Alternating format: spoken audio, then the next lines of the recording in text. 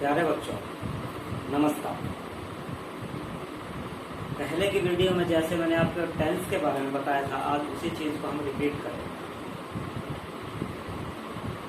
आशा है कि आपने पिछला जो वीडियो है मेरा देखा होगा और समझने की कोशिश भी की होगी। इस जो वीडियो में है टेंस के बारे में कि कैसे टेंस बनाए जाते हैं, किस प्रकार उसके टाइप्स बनाए जाते हैं, उसके बारे में मैं डिटेल में थोड़ा सा आज फिर से रिपीट करना चाहता हूँ, जिससे कि आप लोग जो है उसको और अच्छी तरह से समझ सकें। तो सबसे पहले जैसा कि मैंने आपको बताया था कि टेंस होता क्या है, टेंस क्या होता है, क्या मतलब होता है टेंस का। तो प्यारे बच्चों, टेंस जो है ये अंग्रेजी भाषा का, अंग्रेजी ग्रामर के वो नियम होते हैं जिससे हमें किसी भी वाक्य में ये पता लग जाता है कि वो कार्य क्या कार्य हुआ है, कितना हुआ है और किस समय हुआ है। मतलब टेंस को हम हिंदी में काल भी कहते हैं। काल मतलब समय, और इसी के अनुसार जो है टेंस का पार्ट्स बनाए जाते हैं। तो जैसा कि बताया गया है टेंस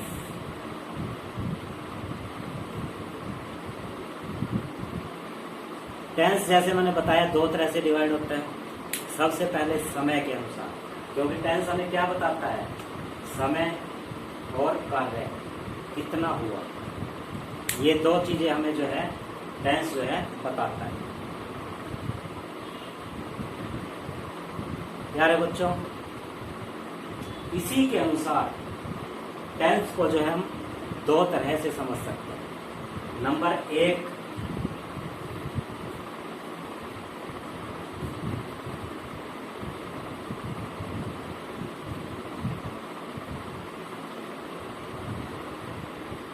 दो प्रकार से इसको समझ सकते हैं। सबसे पहला है टाइम, दूसरा है वर्क। टाइम का क्या मतलब है, समय। समय को आप समझ सकते हैं, तीन तरह से हम परिभाषित कर सकते हैं। किस तरीके से होता है समय, एक वो समय जो आप चल रहे हैं, एक वो समय जो आएगा, एक वो समय जो पीछे चला गया। तो सबसे पहले जो समय चला गया उसको क्या कहेंगे, पास्ट। टाइम को कैसे विभाजित कर सकते हैं, सबसे पहले पास्ट मतलब भूतकाल।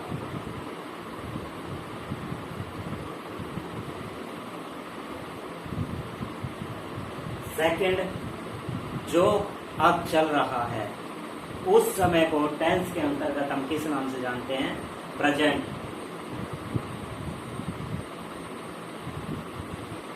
मतलब वर्तमान।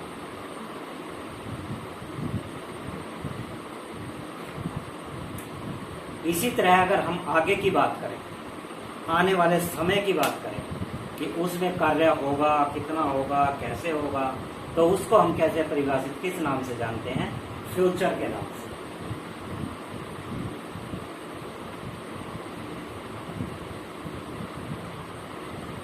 यानी भविष्य काल।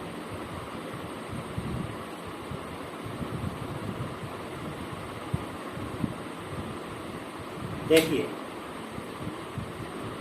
जैसा कि बताया टेंस को टाइम के अनुसार पास्ट, प्रेजेंट और फ्यूचर तीन भागों में बांटा जाता है। हिंदी में इसको भूतकाल, वर्तमान काल और भविष्य काल कहते हैं।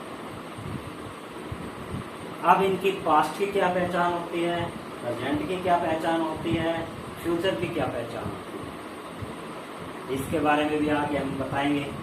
लेकिन उससे पहले हम ये जान लेते हैं कि पास्ट टेंस को जो है पार्ट्स में किस प्रकार से डिवाइड किया जाता है और कैसे इसके भाग जो है बनाए जाते हैं और क्यों बनाए जाते हैं।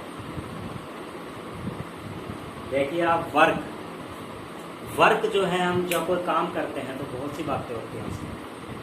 कैसे, कोई काम चल रहा है, कितना हो चुका है, क्या हुआ है, क्या काम है, ये अनिश्चित होता है। कई में ऐसा होता है कि काम चल रहा है, कभी कभी ऐसा होता है कि काम पूरा हो चुका है, कभी ऐसा होता है कि आगे होगा। फिर चल भी रहा है, फिर कुछ समय से चल रहा है।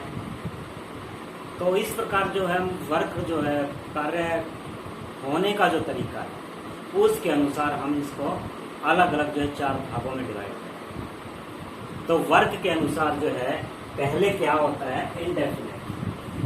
पहला जो भाग होता है वो होता है इंडेफिनिट, यानी अनिश्चित।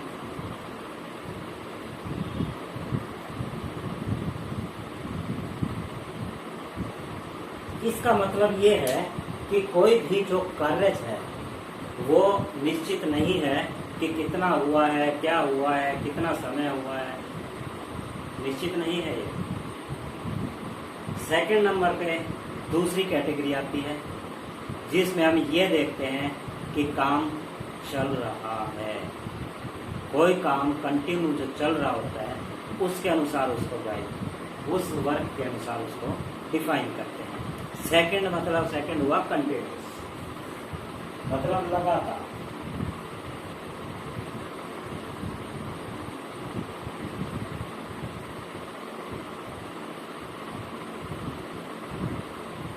जो कार्य लगातार चल रहा हो, अभी खत्म नहीं हुआ है, चल रहा है, प्रोसेस में है, तो उसे कंटिन्यूस। तीसरा जो भाग है टाइम के अनुसार कार्य करने का वो होता है परफेक्ट, मीन्स जो कार्य पूर्ण हो चुका है। कोई कार्य था जो पूर्ण हो चुका है, कौन से समय में हुआ, ये समय को इसका ज़्यादा कोऑर्डिनेट करेंगे तब होगा। टेंस भी उसी के अनुसार जो है बनाएगा।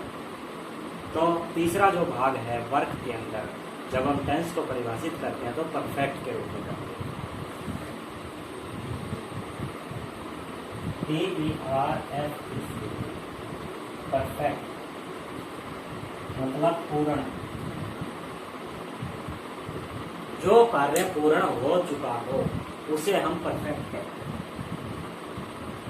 हैं। एक और सिचुएशन पैदा हो सकती है, एक और स्थिति होती है कार्य के अंतर्गत। कोई कार्य कुछ समय से लगातार चल रहा है, कंटिन्यूस नहीं है।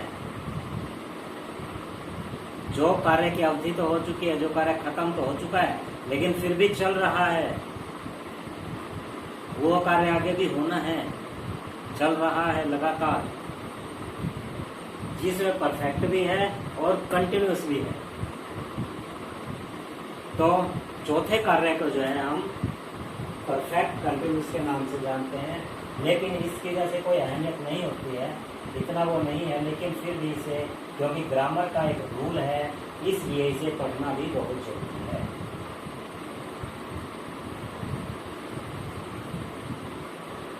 मतलब ये कार्य जो है पूर्ण भी है और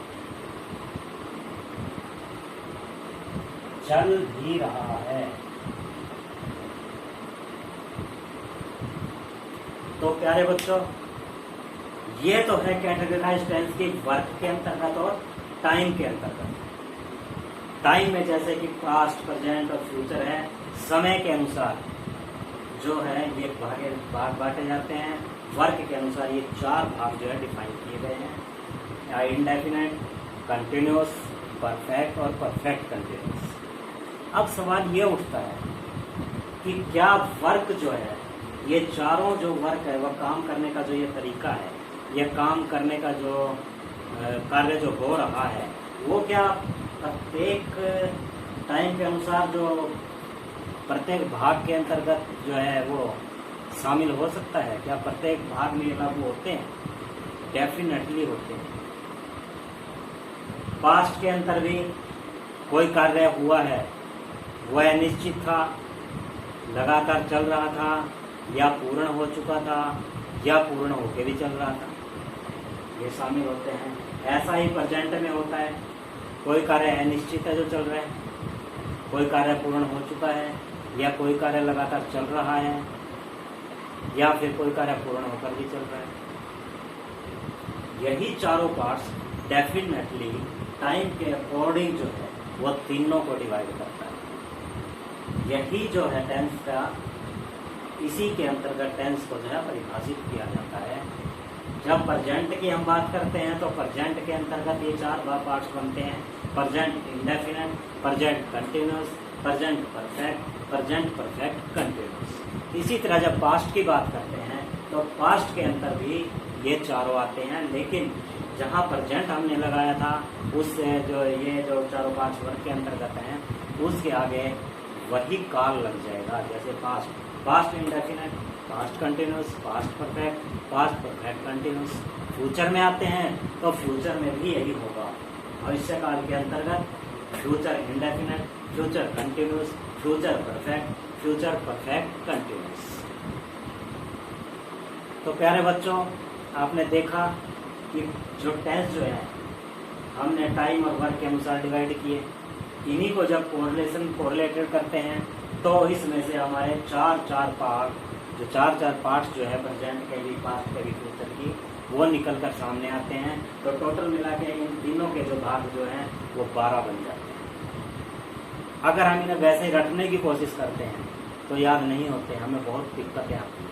अगर आप इस तरीके से इसका स्ट्रक्चर समझ लेते हैं तो उसे समझने में कोई दिक्कत नहीं आती, और इसके पार्ट्स जो है, इसके भाग जो हैं वो आसानी से आप जो है लिख सकते हैं और समझ भी सकते हैं। अब हम इससे आगे की बात करते हैं। जैसे कि टेंस को हमने परिभाषित कर दिया पास्ट के अंदर, फ्यूचर के अंदर, वर्क के अंदर, और उसके अनुसार हमने पार्ट्स भी बना। अब सवाल ये उठता है कि इनकी जो हम पहचान कैसे करें। जो काल है, सबसे पहले हम प्रेजेंट की बात करते हैं।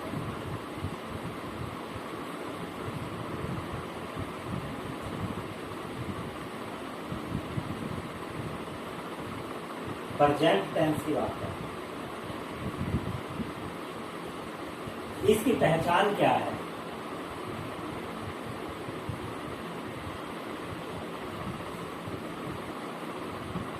तो प्यारे बच्चों, इसमें मैं एक चीज आपको बता देता हूँ। प्रेजेंट टेंस की पहचान हम 3 तरीके से कर सकते हैं। कैसे? नंबर 1, कोई भी हमारी आदत है जिसे हम वाक्य के अंतर्गत देखते हैं, कोई भी आदत, कोई भी हैबिट, जब हम लिखते हैं तो वो प्रेजेंट टेंस में होती है। जैसे मैं पढ़ाता हूँ, मेरी हैबिट है। मैं खाना खाता हूँ, वो भी हैबिट है। मैं दौड़ने जाता हूँ, वो भी मेरी हैबिट है। तो कहने का मतलब ये है कि कोई भी जो है आदत, कोई भी हैबिट जो है वो प्रेजेंट टेंस की पहचान है। दूसरा, हेल्पिंग वर्ब के जरिए, जो सहायक क्रियाएं होती हैं उनके जरिए हम इनको पहचान सकते हैं। तीसरा, जो वर्ब है, टाइम है, टाइम के अकॉर्डिंग भी हम इसको पहचान सकते हैं। तो प्यारे बच्चों, उनमें हम कैसे पहचानेंगे और कौन से काल में कौन सी हेल्पिंग वर्ब जो है वो प्रयोग की जाती है, वो मैं आपको बता देता हूँ। देखिए, जब प्रेजेंट टेंस की बात करते हैं तो हेल्पिंग वर्ब जो है उसमें डू या टच, पहली हेल्पिंग वर्ब। दूसरा, इज, एम, आर। तीसरा, हैज और हैव। तो ये जो है हेल्पिंग वर्ब जो है प्रेजेंट टेंस के अंतर्गत यूज की जाती है। सबसे आसान तरीका है किसी भी टेंस को पहचानने का। हमें उसकी हिंदी बनानी आए या ना आए, लेकिन अगर हम किसी टेंस में ये चीजें देख लेते हैं, do, does, is, am, are और हैज, हैव, तो वो प्रेजेंट टेंस है। दूसरा, पास्ट टेंस की बात करते हैं। पास्ट के अंतर्गत कौन सी हेल्पिंग वर्ब जो है वो इस्तेमाल की जाती है? पास्ट टेंस के अंतर्गत वाज वर्ब, वाज वर्ब, और हैड।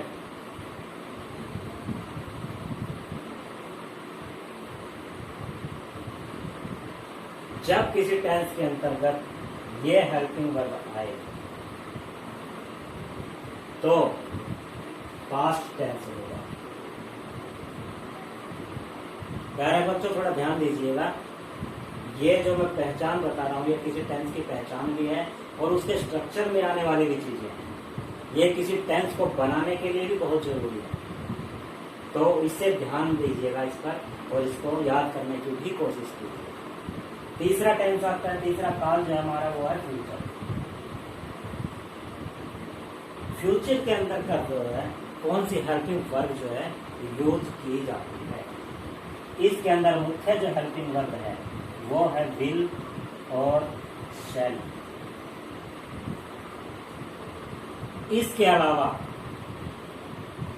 इसके अंतर्गत और कौन सी ऐसी चीजें हैं जो यूज की जा सकती है।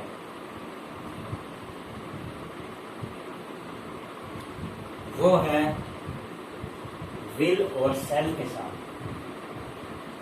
विल शैल के साथ है। जब ये चीजें किसी टेंस में हो तो वो फ्यूचर टेंस होगा। तो प्यारे बच्चों इसी को मैं दोबारा रिपीट कर देता हूँ।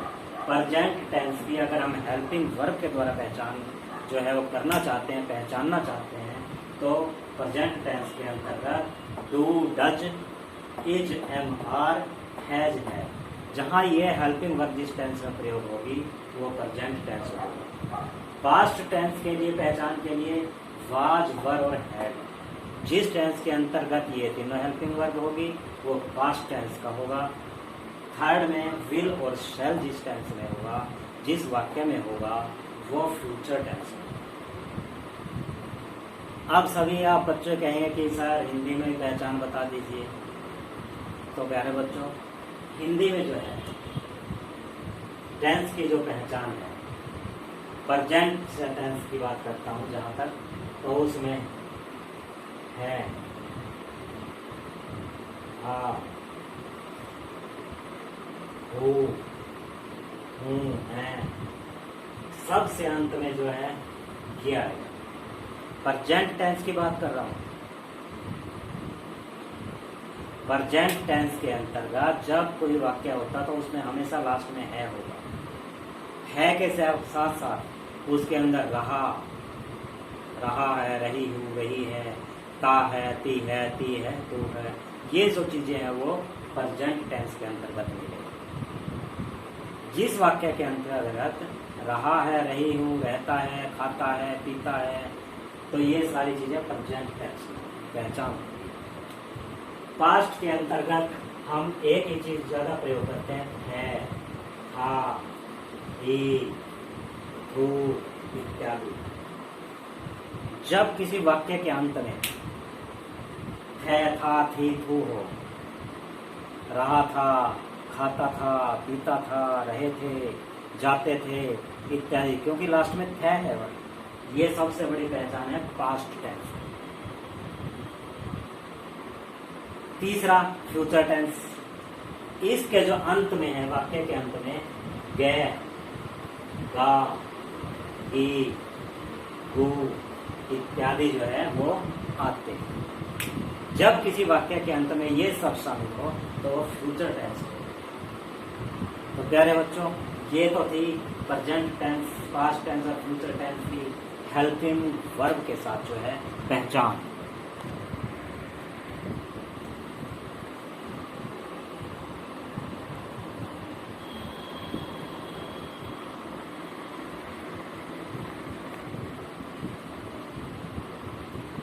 प्यारे बच्चों आज का लेसन में इतना ही।